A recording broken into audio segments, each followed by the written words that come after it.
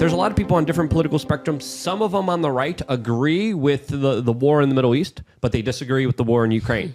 On the left, you kind of have a lot of individuals agreeing with the war in Ukraine, but disagreeing with the war in the Middle East. What's your kind of perspective on this? Since us personally here, we're anti-war. We don't want any of this, but what's your kind of take on the situation? I'm always anti-war, so I'm against the next war. To me, this is just the military-industrial complex. And when we talk about what's going on in Ukraine, I feel like it's like everything else. People only know the most recent things, and they're not even willing to go back to, like, say 2014 or whatever the key dates were when there were starting to be a lot of current issues with what's going on in Ukraine.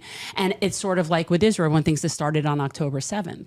And that's just not the case. I am not somebody who knows enough about Ukraine and Russia. We have had people on our show to talk about this specifically because I don't know enough about it to really comment. But I know that I don't trust anything that's coming out that is encouraging war, because I know that they're just beating the drums for war because they love that. There's so much money to be made. That's all we produce anymore. So, how would we go against our main industry? And woke ESG ideology. That's also something that has been exported a lot. I find it weird that people are for one and not the other. The whole thing is absurd to me. Well, it's a psychological operation that's being ran on a binary. So, like, the conservatives are just knee-jerk, will defend Israel to the end of the earth. So they target them with the propaganda saying, all history began 6 weeks ago. Right.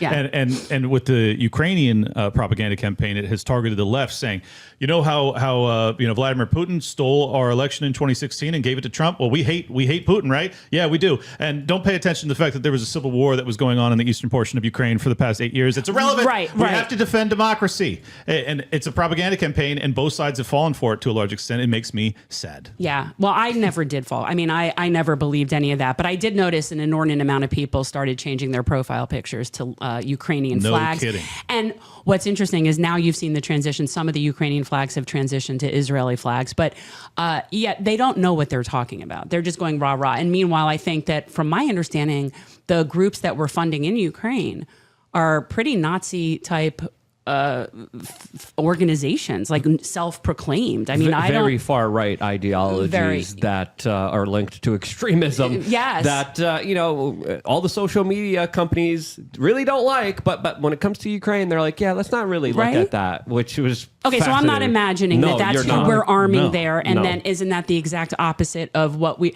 I mean, do we forget that Russia was on our team? Did we forget that if it wasn't for them, like we could potentially be living under the Third Reich? And it's not only that, but there used to be a partnership between Russia, where Russia was even warning us specifically about the Boston Marathon incident, that they intervened and gave warnings to the United States, shared intelligence. And when you look at the larger kind of Thucydides trap that's kind of unfolding between China and the United States, I think it would be more advantageous to kind of go to Russia and be like, okay, let's at least do a little business here. You have a lot of natural resources. Europe needs it. The West needs it. Let's at least try to partner up business-wise, because China is doing a lot of business with a lot of different countries, and that's proving to be a lot more effective than the kind of militarism American foreign policy doctrine, which is essentially use the petrodollar, or we're going to take out your leader, we're going to bring in the economic hitman, or we're just going to bomb you and, of course, get the rebels, freedom fighters, to come in there and take a very sharp object and shove it where the sun doesn't shine, with Hillary Clinton then laughing and smiling about that particular incident. That's the American foreign policy doctrine. That's ridiculous. We saw heat. I won't finish it because I don't know if I'm allowed to. But do we all equally hate her? Yes. Like, can we all equally agree on that? I don't hate her, but I mean, she's definitely involved in the liberal economic order's conquest of Libya. That's for sure. She's a pretty evil person. Ian, would you date her? Well, I'm single now, so what the hell? No, I don't think I date her. She's got a husband, man. Confirmed. Yeah, that's not the issue there.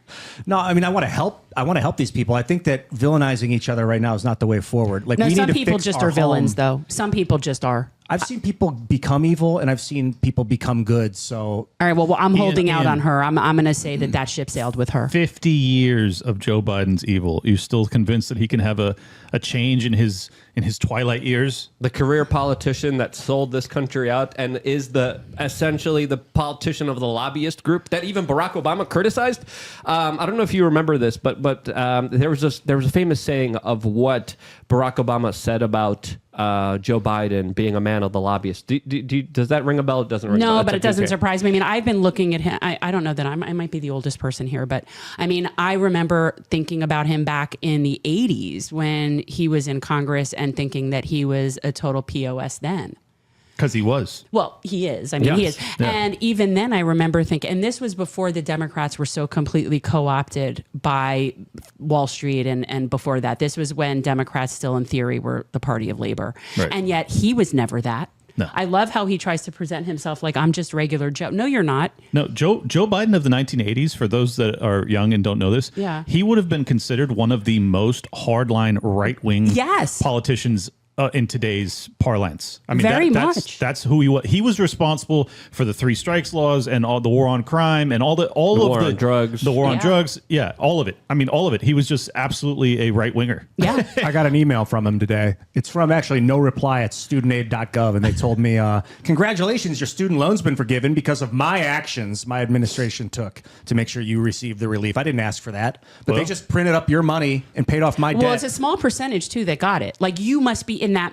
I mean, they tapered it down and tapered it down. Which makes no sense because I'm making killer money right now. I have no idea what the hell's going on. It makes perfect sense because you prophesied your love of authoritarianism, Ian. And they're like, this guy really loves the state. They felt like you were a kindred spirit. They basically forced me to pay my loans back early by doing it with your money. Yes. It's insidious what they just did. Yeah. It's crazy. I don't know if you want to expand on that a little bit. I took out 20. This just happened a couple minutes ago. I just got an email like 30 minutes ago that in August they paid off all my debt. I had 19,000 in student loans I took out over the course of 4 years in the 1999 era.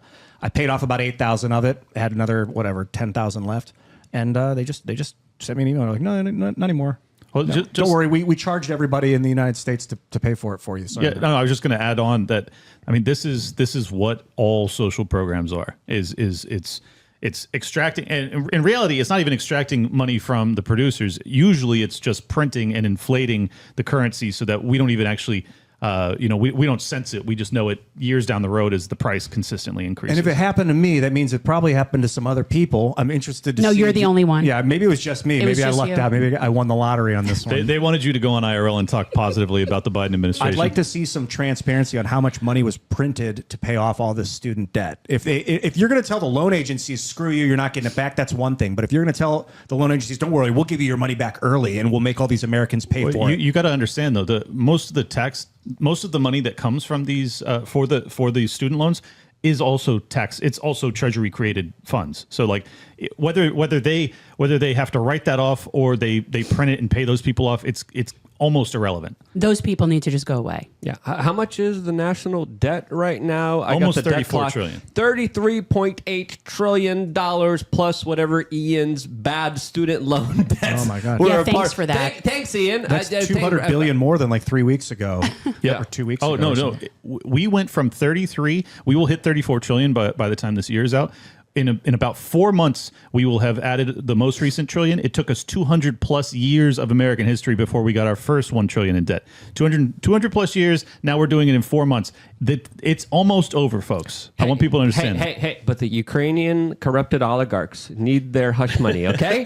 Where else are they going to buy their illicit chemicals that we can't talk about here on YouTube? Where else are they going to buy their mega mansions and their yachts? Are you saying the money's not helping the regular Ukrainian people? Yeah, That's exactly what I'm saying. I think it's pretty clear that that's exactly what's happening, as there's a lot of corruption in Ukraine. Ukraine is known as a very corrupt state, and one of the reasons why it hasn't officially been a part of NATO and a lot of other alliances inside of Europe, mainly because their politicians will do anything for a buck. This is why there was a lot of we can't even say this on YouTube.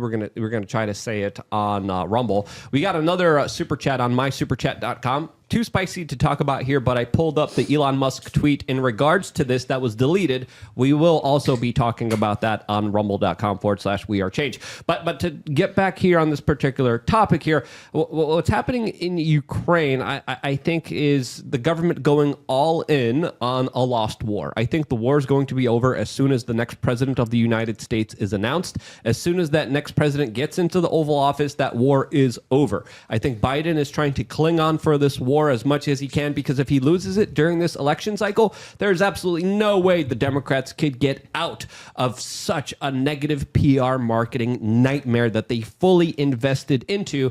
And I think this is why we're also seeing articles like this from Breitbart that talk about how, quote, all allies agree Ukraine will join NATO, says alliance boss. And this is specifically the latest comments from the Secretary General of NATO, Jens Stoltenberg, who I believe is also a Bilderberg member, who came out and essentially said, yep, their membership in NATO is pretty much guaranteed here, as now we have other reports from Europe saying, not really, as the United States and Germany, quote, remain reluctant to support quick Ukraine NATO accession. Why is this happening now? Why is there mixed communication about Ukraine joining NATO? Well, that's because this conflict is not looking good for the Ukrainians. And I think it's a negotiation tactic, as Russia has made it a red line and said specifically, if Ukraine joins NATO, this means we are in a full all-out war. So I do believe that this is a negotiation strategy for the Ukrainians, who clearly are not doing really well in this conflict. If you check out Russia-Ukraine battle map, and you pull one of those up, and you look at the land Russia has conquered. Do you want to send it to me, Ian, on Twitter? Sure. DM it to me on Twitter, and I'll put it up here. But you see the progression, and it's absolutely minuscule. The spring offensive, I think, was estimated to bring back 0.4% of the Ukrainian land. How many people died during that Ukrainian spring offensive? Counteroffensive? Holy frickin' cow! Aren't The they at like numbers are hundreds of thousands? Yes. Like some people estimate 600,000, Yeah. which is insane, because you look at the war in Vietnam, which was brutal for America. That was like 60,000 individuals. 600,000 individuals. Those are the estimates.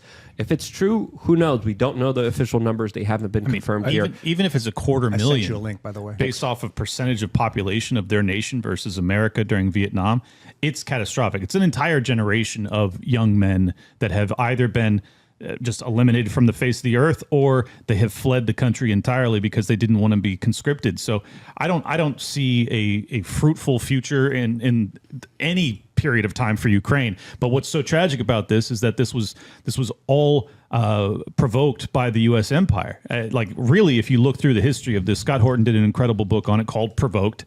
It's how the new Cold War has began with Russia, and it was basically 15 years of interference in what amounts to, if Russia was interfering with politics in Tijuana, that's essentially what we were doing in Ukraine, and they had enough of it, and they have said repeatedly. Well, the U.S. and the intel agencies are intervening in the politics of Tijuana. Well, of course. And it was Lindsey Graham, John McCain, and the intelligence agencies that went over to Ukraine, especially during the Maidan Revolution, and helped inspire the current situation that we are in right now. But my point is, it's not Russia that's intervening in Tijuana politics. If they were putting in some pro-Russia, dictator into Tijuana, the U.S. would have a serious say about that. If they started to blow up trade agreements, if they said, hey, we're going to be partners with you, we'll send you munitions, it's all good. Like, none of this would be permissible from an American worldview. But we don't look at them and say, you also have control over your hemisphere's dominion, even though you're a nuclear power. I'm not saying that it's good or proper or anything like that. I'm just saying it's totally unreasonable that the American empire can tell them, we have more say over your trading routes and your region than you do. China and Russia look at that and they laugh. And this is them finally putting their foot down. It was inevitable. Thanks for watching. If you want to support our mission to transform politics into service, please like this video, subscribe, follow us on social media, and consider joining our Patreon, where you'll get early access to our interviews as well as other exclusive content. Links are in the description. Peace out.